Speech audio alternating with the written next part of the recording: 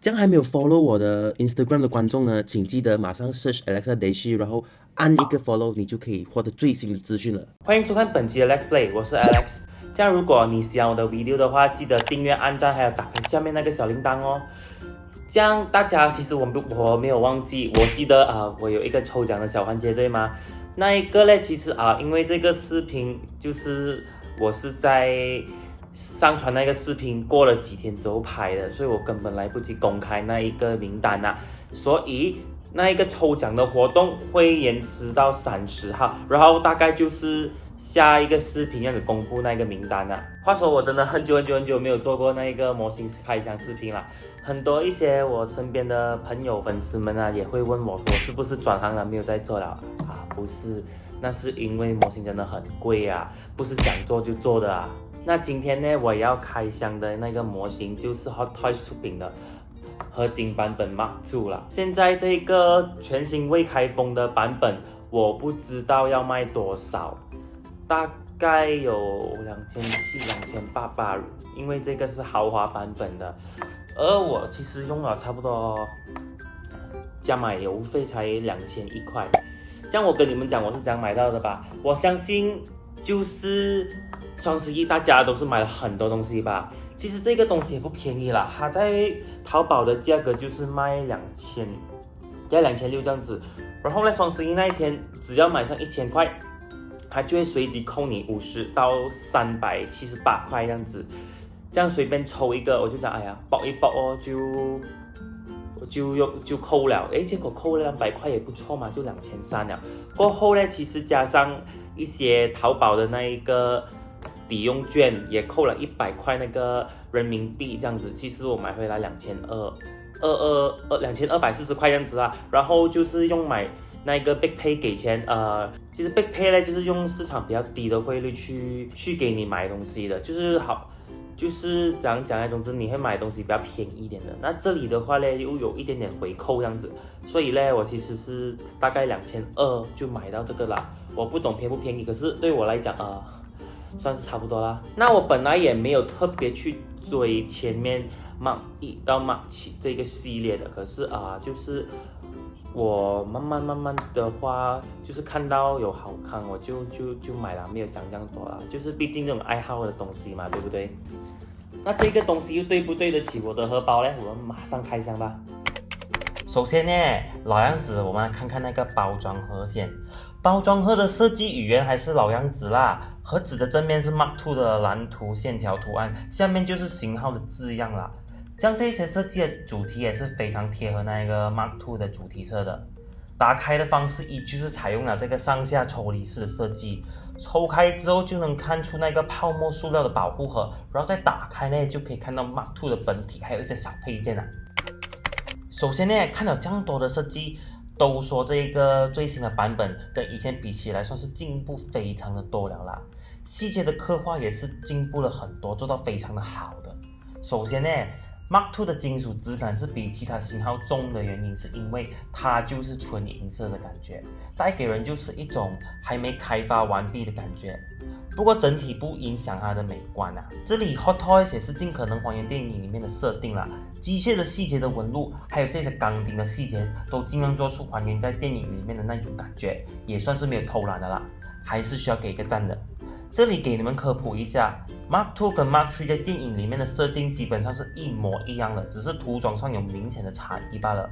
由于我没有给 Mark III 你们参考，所以我只拿了那个 Mark III 的全新版，就是之前我做的那个视频。如果你们有兴趣的话，点上去看看吧。那其实可以看得出，这其实只是涂装上的差异，最明显的地方就是 Mark II 有比较多的钢钉的细节在里面再来，如果眼尖的朋友有发现的话，其实两者的腰部应该有明显的那个差异的，那是因为 Mark III 跟 Mark III 全新版采用的是不可动的腰部的，这样其实两者都各有各好啦，只是 Mark II 的可动腰部呢可以实现更多更高难度的动作啦，但是里面的机械细节刻画还是有一定程度的影响的。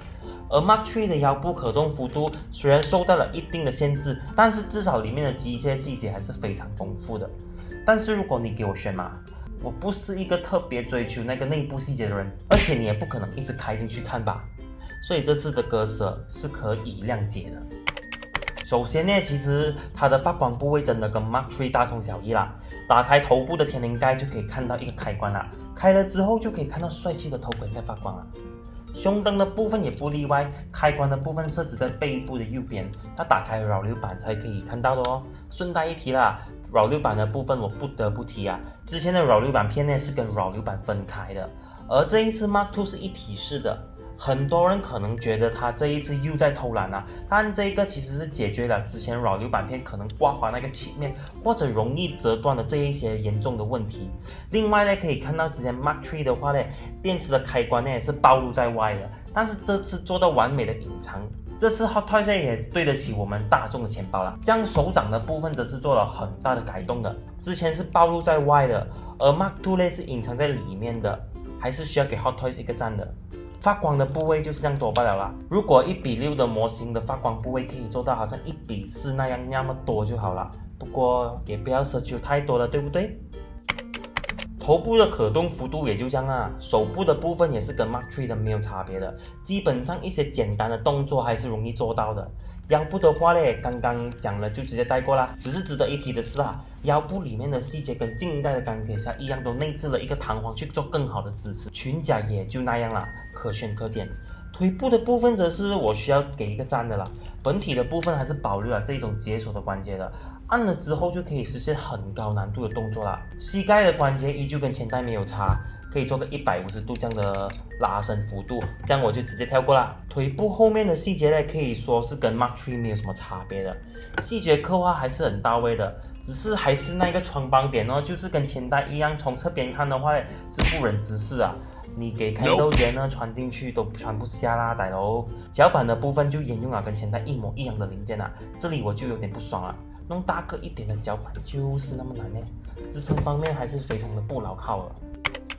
配件方面呢，我个人还是比较满意的。首先来看看这个 VIP 版本才有的全系投影那个钢铁侠，是不是很可爱嘞？不过我觉得多少这一个收藏价值好像没有什么的公仔啦，就卖贵多200块，真的是超级烧钱啊！手掌的部分就很丰富啦，这次总共随附有4种手型，分别是漩涡、发泡、全可动，还有这个飞行手掌。那基本上其实开灯了，还是可以看到飞行手掌的火焰部分还是有一点点的灯光的可见度的，但是不是非常的明显罢了啦。再来就是这个真人头雕啦，刻画到还是非常真实的。面具部分有一个磁铁吸附的功能，换上去还真的是非常帅气的啦。再来就是这个肩膀导弹的部分啦，这里我还是比较满意的，是因为之前采用的是更换式的部件，而这一次是采用了可动部件。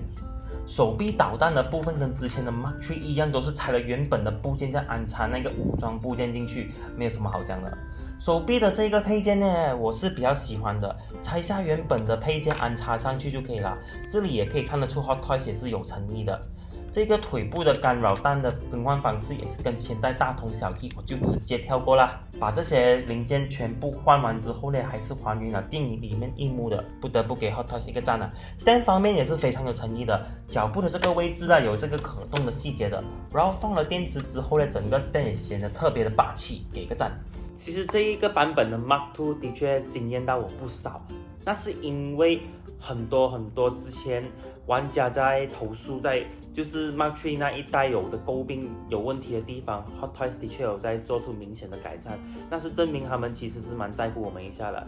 虽然还有一些美中不足的地方，例如我刚刚没有说到的，其实它这个手臂的关节边呢，其实那个缝隙是非常的大的，看起来有点的不自然。还有就是一个腿部，我刚刚说到那个问题啦。那他们可以做出这样多的改动，除了他们就是珍惜我们这些忠实的玩家之外呢，其实就是证明 Hot Toys 的技术其实也没有就是停留在原地，也有在慢慢的进步的。那你认同我的看法吗？我们留言一起讨论看看吧。